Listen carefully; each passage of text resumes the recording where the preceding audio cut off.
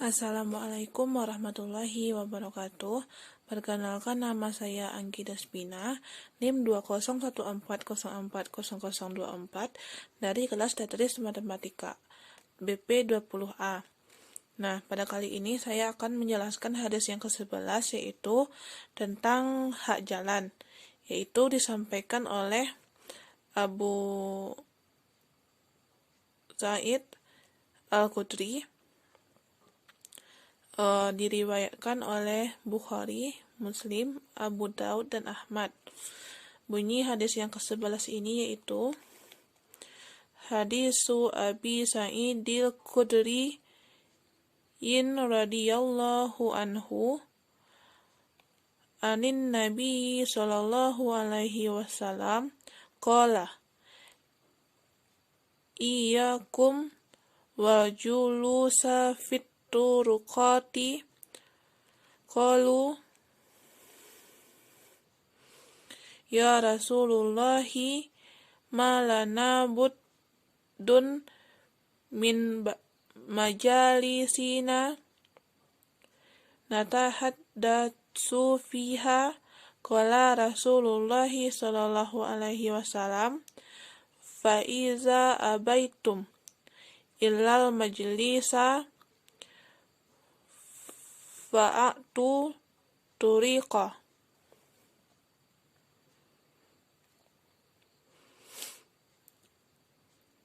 Haqqahu qalu wa ma haqquhu qala adul basari wa kaful aza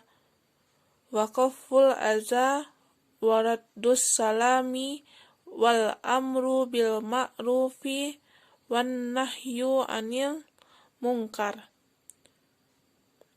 Artinya, hadisu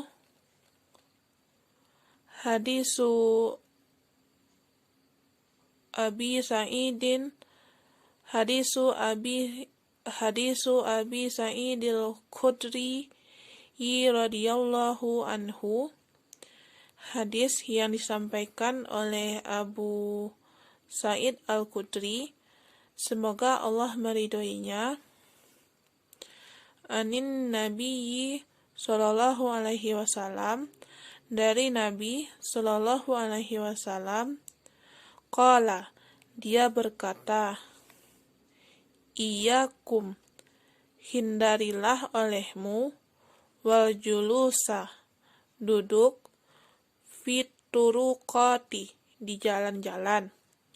Qalu, mereka berkata, ya Rasulullah, wahai Rasulullah, ma lana buddum min majalisina, apa yang menjadi penghalang bagi kami dan majelis-majelis kami untuk duduk di situ. Natahaddatsu fiha, kami di situ membicarakan hal penting. Qala Rasulullah sallallahu alaihi wasallam, kemudian Rasulullah sallallahu alaihi wasallam berkata, fa iza abaitum, apabila kamu enggan, illal majlisa, tapi kamu harus duduk di situ, fa'atu tariqah, maka berikanlah olehmu kepada jalan itu haknya. Qalu, maka berkata, wa ma haqquhu, dan apakah hak jalan itu? Qala, Nabi menjawab, ghaddul basari, yaitu memelihara pandangan, wa kaful aza, dan menahan perbuatan menyakitkan, wa raddus salami, dan menjawab salam, wal amru bil ma'rufi, dan menyuruh berbuat baik, wan nahyu anil munkar, dan melarang berbuat mungkar. Baiklah, selanjutnya saya akan menjelaskan hadis ini. Hadis ini merupakan hadis yang menjelaskan tentang hak jalan. Nah, hak jalan yaitu hak yang diberikan kepada jalan. Nah, hadis ini melarang berbuat duduk di pinggir jalan kalau tidak terpaksa, yaitu kaum muslimin hukumnya tidak boleh duduk di pinggir jalan. Bahkan ada orang yang duduk di pesta di tengah jalan. Jadi muslim dilarang duduk di pinggir jalan.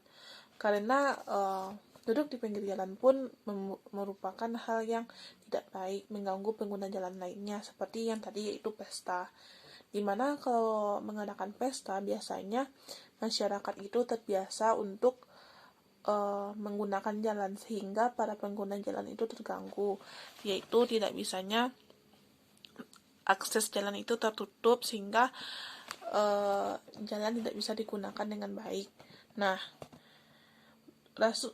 kemudian Rasulullah itu berkata gitu, kamu boleh duduk di pinggir jalan, hal itu pun karena terpaksa, karena keadaan, seperti adanya sesuatu yang ingin disampaikan, terdesak dan harus segera diberitahukan. Nah, maka ada syaratnya. Yang pertama yaitu memelihara pandangan. Memelihara pandangan di sini seperti misalnya seorang laki-laki lewat, kemudian ada dua orang perempuan yang sedang membicarakan yang penting, maka perempuan itu harus menjaga pandangan terhadap laki-laki tersebut. Tidak boleh memandangnya terlalu mendalam sehingga menimbulkan syahwat. Yang kemudian yang kedua yaitu menahan perbuatan yang menyakitkan. Misalnya ada seorang perempuan lewat jalan itu, kemudian ada nih laki-laki yang sedang berbicara, kemudian dia menggodanya atau dia mencelakainya, sehingga perempuan itu merasa terganggu.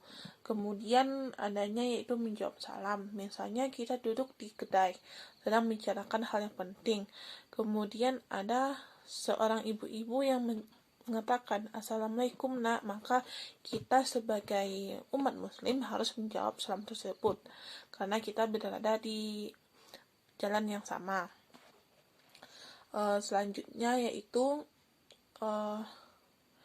kita harus menyuruh berbuat baik. Misalnya ada seorang anak yang ingin melintas, maka kita berinisiatif untuk membantunya dalam menyeberang jalan. Yang kemudian selanjutnya yaitu melarang berbuat yang mungkar, yaitu seperti yang telah saya jelaskan tadi, berbuat jahat dan lain-lainnya. Kemudian kaitan ini dengan hadis pendidikan, yaitu materi pendidikan, yaitu pendidikan akhlak, di mana menghargai hak orang lain terhadap jalan. Jangan kita bikin pesta lalu acaranya dilaksanakan di jalan besar sehingga akses jalan orang lain tertutup. Kemudian misalnya ada orang lewat, kita ganggu dan lain-lainnya. Selanjutnya yaitu metode pengajaran, yaitu sesi tanya jawab atau diskusi, di mana di sini sudah dijelaskan yaitu Rasulullah berdiskusi dengan seorang yang dia itu duduk di jalan, dan Allah pun memberikan keringanan terhadap mereka. Kemudian kaitannya yaitu isi kurikulum harus sesuai dengan keadaan peserta didik. Nah, seandainya kita sekarang itu membahas teknologi, maka kurikulum harus bisa